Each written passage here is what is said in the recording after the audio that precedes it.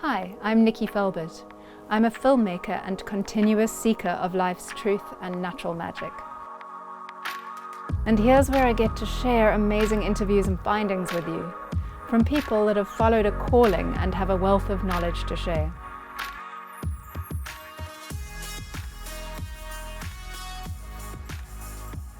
Norma, it's so great to be able to interview you after having met you so long ago and you doing such an amazing reading for me many, many years ago. Norma is a spiritual channel and a life coach, and she has done coaching for large corporations and for individuals, and she does Zooms for people. And Norma, your work is quite phenomenal. I love what you do with the art and how you get people to do artwork in your workshops. Tell me a little bit about how you read their art. Thank you, Nikki. I use visualized meditation in different processes, and one of the processes is ask each participant to get Play-Doh or plasticine or clay, and after we've done more or less an hour and a half, they then produce whatever's in the unconscious mind. And when they finish that, they send a photograph to me. And then I tune into that artwork, and the information downloads through me exactly what it is that they need to hear that artwork represents for them. So you're getting messages for them through an art piece that they've done? Yes. It allows them to be busy, not focusing on what they're doing. We continue talking and interacting with each other, and then they produce something. Right. And then they have the recording and they have their artwork to work with moving forward. I will always record the session because I don't recollect anything that I say. The information just downloads through me. I'm used as an instrument. So even as I speak, it's different to how we're talking now. I apparently, my voice is different, my intonation is different, and the speed of the way I verbalize is very different. So I'm just used as a channel. And you don't remember anything that you've said usually? No. I only remember very, very few, and then they flashes, and then it disappears completely. So you don't hold on to it? I don't hold on to it. Right. I don't want to. I don't need to hold on to others' energy. You know, right now the collective energy is heavy, and people are struggling emotionally and physically. And there's such a deep connection between the emotional and the physical. So I don't want to hold on to others' energy, no. How do you clear yourself after you've spent time with people and downloading for them? What do you do to keep yourself clear? What I do is I meditate before every client or before every workshop, and make sure that I'm not holding anything personally, and then I release that through meditation. I clear my space with African sage, so I burn that, and my intention is there. I really thank the universe for clearing that energy, and I can feel the difference. Yeah. And then physically, I exercise, I meditate, I will do my chanting, and I will bath in cool salt or Epsom salts. So I do have to take care of me. Yeah. So that's worked for you. Oh, yes. Yeah. And I imagine that it's absolutely necessary when you're working with so many people. It is, because we're energetic beings. Yeah. And we're made up of light, vibration, and energy. Just as this chair, just as a tree, everything in nature. Yeah. You know, we all energy, and that is why I love hugging trees. I love trees. Because they are, one can actually feel the energy in nature. One can feel that energy. And you have a really beautiful story of your childhood with a tree. Can you tell me a little bit about that, connected with how you got to be doing what you're doing. Yes, I was born at 7 months. I'm one of a twin. I have a twin sister. Almost 66 years ago, we were born. And I was the very sickly child. I was the introvert. She's an extrovert. I never used my voice. I was terrified to open my mouth. I withdrew into myself. So I did two things. I sat in our loquat tree, and that was my safe space. That was my haven. And I'd climb as high as I could and speak to the beings out there and God, and I felt very safe there. And I did ballet because that allowed me to express my emotion and what it was that I was feeling. And because I suffered so physically as a child, I had the strangest of illnesses, and none of my other siblings had anything at all, not even my twin sister. So I realized I took on all my emotions, and because they stayed in my body and I was unable to speak my truth or speak for myself or be present in the world, I was invisible. I hid from the world, I hid from life, I hid from myself. All of that stored emotion created illness in my body. And the one lesson I learned is when I was told that I had a passed on genetically from my late father, skin cancer. I'm the only one of 5 children that has that genetic makeup.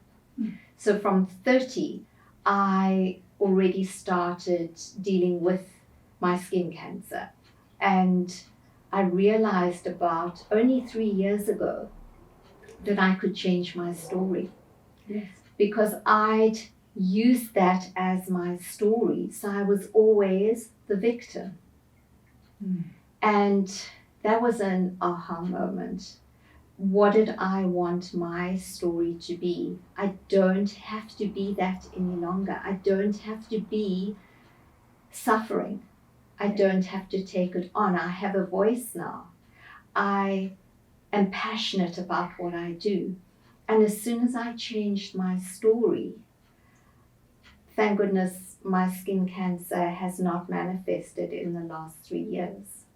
So it's about changing our story and how we want to be in this world. Yeah, I think many people believe that these illnesses are in our DNA, and they are, but we don't have to activate it. Absolutely. We can choose something new with the power of our minds. Exactly. And you must have really developed that by doing it for other people. Most definitely. And the one thing I realized is from feedback from my clients, whether they're individual or groups, is they always say to me, you give us what we need, not what we want to hear. And you always get to our hearts. And that is my gift, that no matter who it is that I'm dealing with, I do not know ahead of time what it is that is going to come through, what I'm going to say. I do not think it. It just comes through me. And every individual is given what they need. Yeah, that's very powerful, because I'm sure that there's quite a desire for a lot of people to tell people what they want to hear. I mean, we do that with our friends, but to be able to just allow that to come through you. How do you hear it? Do you see it? I don't hear it and I don't see it. I always meditate before to clear my energy, and then it amazes me, because as I connect with a person, so now whether a person sends me questions via email, I do not hear their voice. I've never met them. I've done readings for people that live all over the world that I've never seen or heard their voice. And I will it's my intention.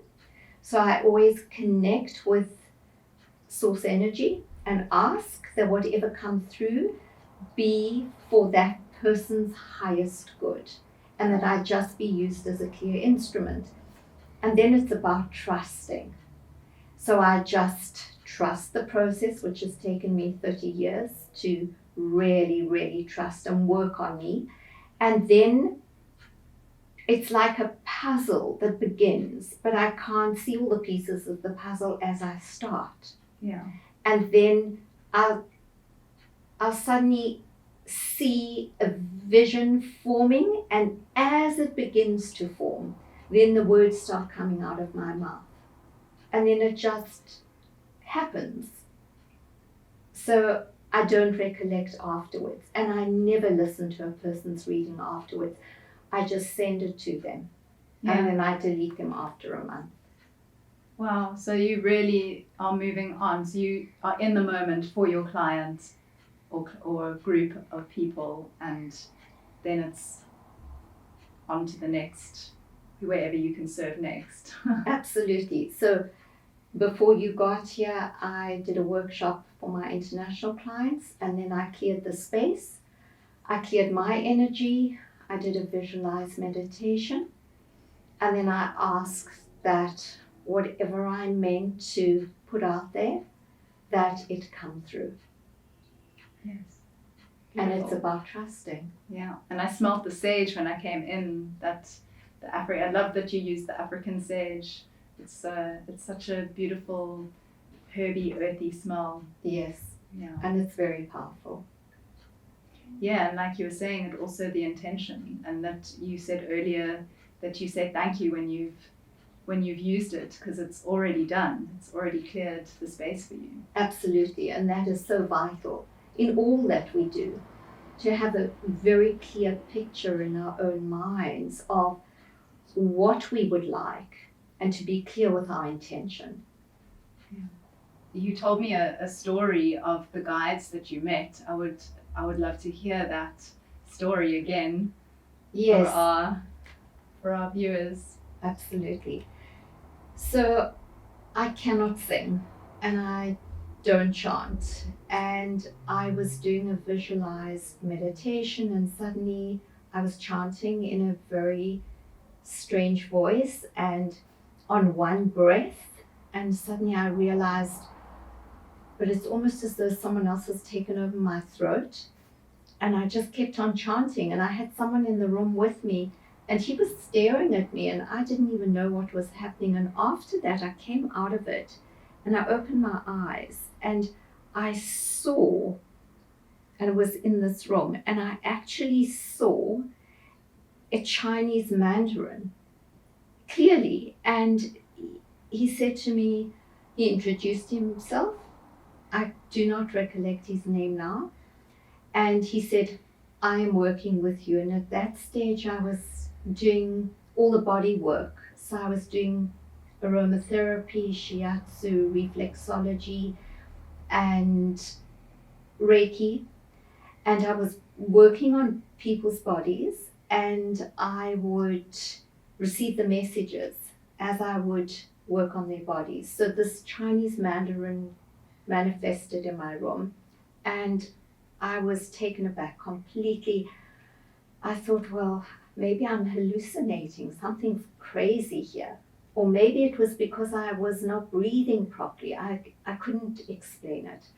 And it was possibly 3 months later, I was meditating again, and I don't know what happened. Again, there was this manifestation in my room, and it was an Egyptian, and he introduced himself. I can still smell him. I can see his dark skin. He had very pronounced calf muscles. I could see his leather sandals on his feet, and even now I can still see it. And he said the same thing, I'm working with you. And I actually recollect now, as I'm saying that, when I was 15 years old, I spoke to my parents about my life in Egypt. I remembered everything from my life in Egypt. I could tell them how to mummify a body. I could tell them things that I'd never read before. And I found every single book I could to reconnect almost with that part of myself in that lifetime. I'm only thinking about that now as I'm talking to you about this Egyptian guide. Yeah. Wow, that's quite something. It is. Yes. It's amazing when we're younger that somehow we still have memory of past lives, because we're still so early on in our lives and we haven't had all the extra stuff happening to us to cover it all up. Absolutely. So going back to the third incident, I can only describe, I know it was male and a being of light. It was like this light had entered the room in the corner, and as I looked up, the tears just started rolling down my cheeks. I was totally taken aback. I was overwhelmed with emotion, and it felt like lightning. I'd been hit by lightning, but in my heart center. And after that, I didn't just hear when I downloaded information, I saw as well. And that happened after that incident. I could see and hear. Wow. So that was quite extraordinary. But I never spoke to anyone about it. I never shared it because people already thought that I was odd. I didn't fit in even as a child. I felt different. And I guess I am, and yet we're all capable of tuning into ourselves, using our intuition and learning to trust it. We all have that ability. You just started using it at a young age because of what you went through. Yes, most definitely. And because I was an introvert and I had to live in my own world, that was my comfort and my comfortable space. I had to coach ballet. I didn't have to. I loved it. But when I gave that up, I did Montessori teaching, where I connected with little ones, and I did that for 7 years. And then I did all the studying and the different modalities for healing and body work. And that was when I tuned into the gift more and more and really recognized that this is incredibly powerful and it changes people's lives. And people are given information that brings peace to their own hearts, that releases trauma, whatever it is that they're carrying will be revealed to them at the right time. So I do not know what is going to come through for them. It will just be revealed to them. And the message all the time is, I cannot believe what you told me. I didn't want to hear it. Yeah. I didn't want to, but I guess it's the right time. And even the workshop this morning, both participants were quite in awe of memories, childhood memories that suddenly came up and that they became aware of. That is part of their healing process now. Yeah. And that's the gift. And do you have, I know you don't recollect many of your clients' stories, but do you have any one that really stands out for you? Yes, I do. I was very against even starting to do the work that I do. And I realized I cannot keep this gift to myself any longer. So it took me a long time, but I've been doing it for 30 years. But I'd say for the first 10 years, I didn't want to receive messages from those that have passed. And after 10 years of doing body work, I was told it's time. And I was making excuses. I didn't tell people, if you'd like to connect with someone that has passed, because that's not my work. That's just a cherry on the top. So I didn't want to be doing that all day. I wanted to help people come to terms with themselves and give them tools to use to live their best life that they could possibly live. And I remember I had a client that came here. Now, you need to understand that for 30 years, there are some clients, I've had the same clients for 30 years, and I haven't heard their voice. I haven't ever seen them, but they might have sent me questions via email. And then I tune into them and send them a voice note, a recording, and that's what they get. And then the information will come back, or the feedback from the client would be, how do you know this member of my family? You've just given me a download of exactly who they are, their personality, and what they're struggling with. So this woman came to me and she sat down, and the only reason I remember it is because she repeated it to me and I was blown away by it. And she said, do you have a message from my husband who's passed? And what came through was a vision of a man standing knee deep in water, and he had 2 Alsatians next to him, and he was throwing a stick, and he was throwing it and they were catching it and bringing it back to him. And apparently I'd said to this woman, your husband says, thank you for sending the dogs to me. And afterwards she said to me that she had put them both down about 2 months after he'd passed, because she knew they couldn't live without him. And they were both struggling and they were really, really old. And it made such a difference to her, because she lived with that incredible guilt and pain of, did I do the right thing? So yes, we all so connected to our animals, and just knowing that is amazing, because it gives us hope that all our beautiful animals that have passed away, actually we can meet when we leave our bodies. absolutely. And that was so comforting, and for her to know that her husband was with them. Yeah, absolutely. It's a beautiful story. Yes, yes. Norma, is there anything else that you'd like to add, or some knowledge you would like to give before we finish up? What's important for people to understand is that they're needing to learn to love and accept themselves, to really be and become who they are, not try and be like someone else or think that they have to in order to be successful, to feel at peace within themselves. And it's a journey, and it takes a lifetime. So to be loving and kind, compassionate, to have humility with themselves first, and then with everyone else out there in the world, be it animals, be it nature, be it people. That's so vitally important, because everyone is fighting their own inner battle, and particularly now. And it's to remember that none of us are perfect. Yeah. So to start with yourself.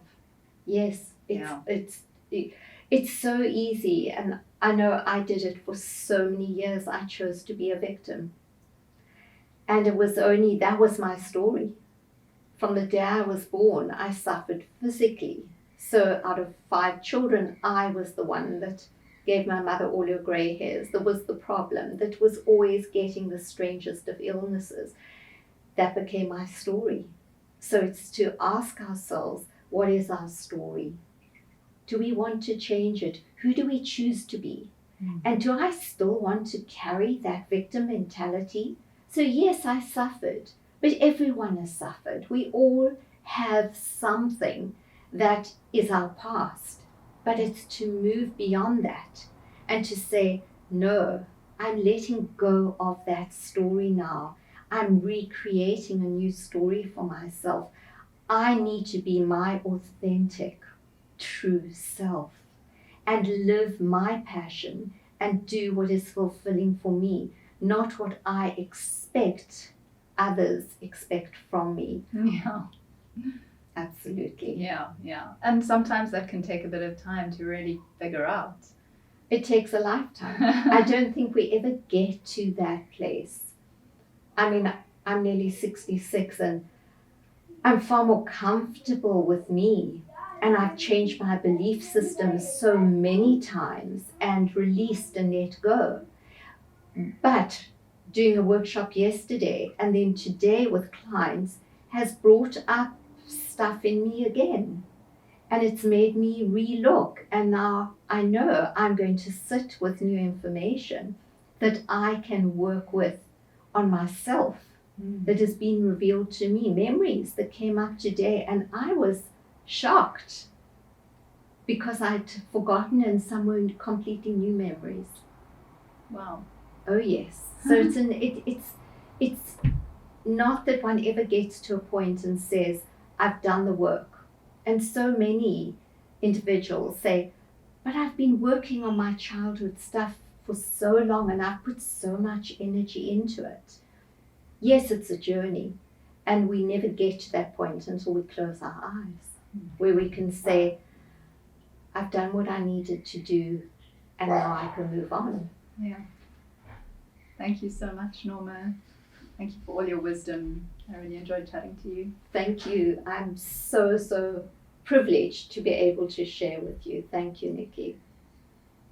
I hope you enjoyed the NixyPod podcast. Please do subscribe.